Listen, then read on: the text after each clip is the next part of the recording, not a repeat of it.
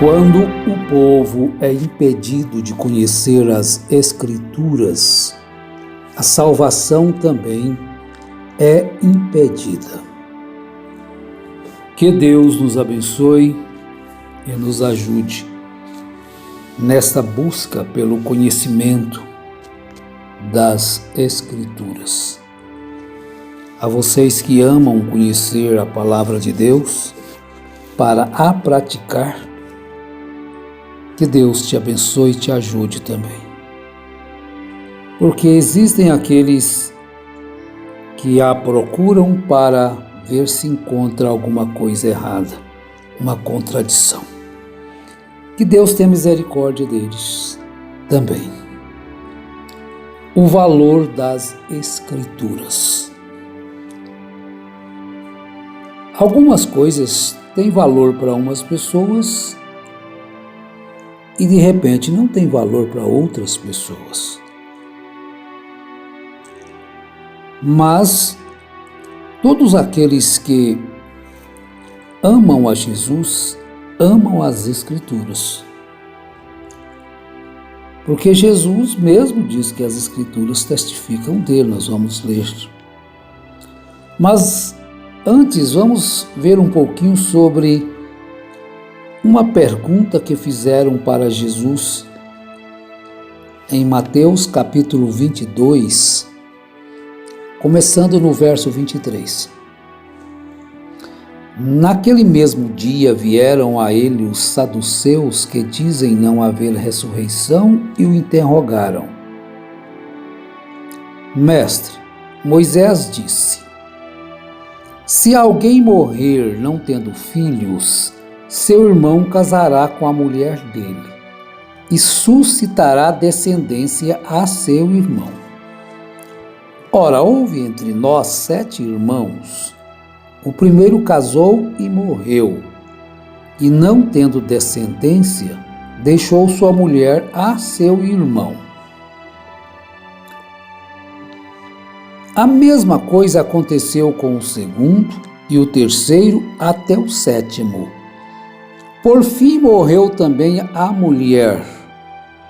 Portanto, na ressurreição, de qual dos 7 será ela mulher, visto que todos a possuíram? Eles gostavam, de quererem fazer umas perguntas difíceis para Jesus. Mas observemos a resposta. Respondeu-lhes Jesus: errais, não conhecendo as Escrituras, nem o poder de Deus. Na ressurreição, nem casam, nem são dados em casamentos, serão como os anjos de Deus no céu.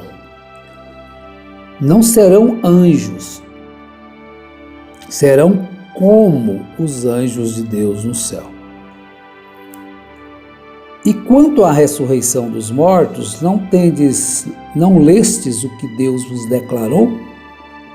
Eu sou o Deus de Abraão, o Deus de Isaque e o Deus de Jacó. Ora, Deus não é Deus de mortos, mas de vivos. Muito bem, então nós vemos aí as etapas. Então, às vezes as pessoas, não conhecendo as Escrituras, fazem muitas confusões e criam coisas em suas mentes que dá-se a entender, que a pessoa casa errado aqui e depois no milênio ele vai casar com outra, vai ter a companheira correta, Bom, isso não tem base bíblica, Mas e às vezes as pessoas defendem umas coisas que nem sabem o que estão defendendo. Eu ouvi um interrogatório e essa pessoa que foi mandou colocar aquela bomba lá em Brasília, vocês conhecem, e aí o interrogador perguntou a ele por que ele estava ali Brasília. O que ele estava defendendo? Aí falou para ele assim, aí ele respondeu que, perguntou que por causa da código-fonte, que não deram o resultado do código-fonte, para provar que a eleição estava errada. Aí alguém, o mesmo homem, perguntou para ele, você sabe o que é código-fonte? Aí ele simplesmente não deu conta de responder, por fim, eu não sei o que é isto. Agora, é uma coisa engraçada, né? A gente está aplicando aqui, as pessoas estão defendendo algo que não sabem nem o que é, nem se existe. É porque ouve alguém falar e aquilo entra na sua cabeça, mas ele teria que buscar a origem se aquilo realmente existe. Na verdade existe, mas ele não sabe o que é, né?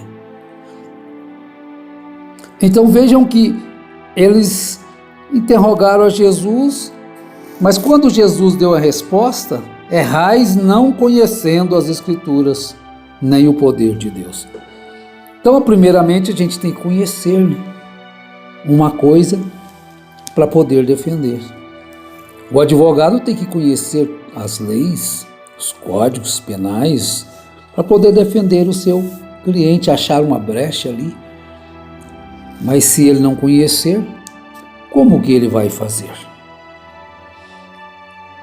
Agora, Jesus também, em uma outra ocasião, falando a respeito das Escrituras, ele falou a respeito das pessoas examinar as Escrituras. Então você ouve alguma coisa de alguém, por que você não examina as Escrituras? Mas a pessoa falou, não, ela é idônea. Jesus também era idôneo. Não tem ninguém mais idôneo do que Jesus, mais correto, mais perfeito. Mas ele mandou eles examinar as Escrituras, porque eles estavam discordando de Jesus. Eles não acreditavam em Jesus. Então Jesus diz em João capítulo 5, verso 39, examinais as Escrituras, porque pensais ter nelas a vida eterna. São estas mesmas Escrituras que testificam de mim. Pô, mas eu já li as Escrituras. Aonde que o Senhor está nas Escrituras? Eles poderiam voltar a examinar. Mas se ele está dizendo que nós examinamos as Escrituras, ele nos conhece? Jesus ali estava afirmando para eles: examinais as Escrituras, porque pensais ter nelas a vida eterna. Agora, a vida eterna estava dizendo para eles que eles examinavam, e agora a vida eterna estava bem de frente com eles, ali conversando com eles, e eles não reconheceram que as Escrituras apontavam para Jesus. Examinais as Escrituras, porque pensais ter nelas a vida eterna. E são estas mesmas Escrituras que testificam de mim. Contudo, não quereis vir a mim para terdes vida. Eu sou o cumprimento das Escrituras. Em outras palavras, Jesus estava dizendo isso. E vocês examinam elas, porque pensam que nelas tem a vida eterna, e essas Escrituras testificam de mim, e vocês não querem vir a mim. Eles liam Deuteronômio, eles liam as Escrituras. O Senhor vosso Deus levantará um profeta entre vós semelhante a mim, e quem não ouvir, a ele será extirpado. Agora, ele estava ali, o cumprimento das Escrituras. Jesus era o cumprimento, é o cumprimento das Escrituras. E eles não podiam ver. Agora, a Escritura perdeu o valor porque eles não viram? Não, de forma alguma. As Escrituras estão diante de nós, nós podemos examiná-las hoje. Elas estão diante de você, meu irmão, de você, minha irmã. Então nós devemos fazer isto. Alguém nos disse alguma coisa, às vezes é muito bonito, né? Umas coisas fantásticas. Mas vamos examinar, continuar examinando. É desta forma que nós devemos fazer, examinar as Escrituras. Então vamos lá, Romanos 15, verso 4. Pois tudo que outrora foi escrito para o nosso ensino foi escrito, para que pela paciência e consolação das Escrituras tenhamos esperança. Então nossa esperança está baseada não no que um homem diz, mas no que a Escritura contém. É através das Escrituras que nós devemos estar firmados. A nossa fé tem que estar firmada em coisa sólida, numa rocha sólida. Não um conhecimento filosófico, não no conhecimento teológico apenas, interpretações da escatologia, como vai ser o fim. Aquilo que é revelado é para nós, nossos filhos, aquilo que é oculto é para Deus. Tudo que nós precisamos saber está claro nas Escrituras. Deus não nos tem deixado abandonado em nada. Deus tem cuidado de sua semente. Ele cuida de mim, Ele cuida de ti. Então nós, os que falam, deve se ater às Escrituras, não ao que pessoas falaram das Escrituras. Então alguém fala das Escrituras, nas Escrituras diz assim, você sabe se realmente diz daquela forma? A obediência a ela é que é necessária, não apenas o conhecimento intelectual. Por isso é que o obreiro fraudulento, ele tira essa liberdade do povo. Se a Bíblia diz uma coisa e a pessoa diz outra, então aquele carisma da pessoa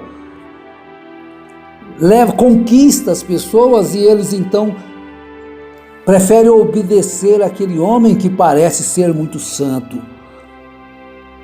Mas Paulo, ao aconselhar Timóteo, numa segunda carta, no capítulo 2, verso 15, ele diz: procura apresentar-te a Deus aprovado como obreiro que não tem de que se envergonhar, que maneja bem a palavra da verdade. É escritura com escritura. As Escrituras não se contradizem, elas são perfeitas. A palavra de Deus é apta para discernir os pensamentos e as intenções do coração.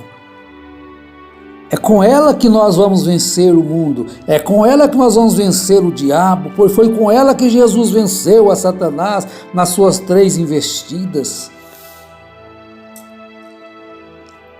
É assim, desta forma, este conhecimento glorioso de Deus em nossas vidas.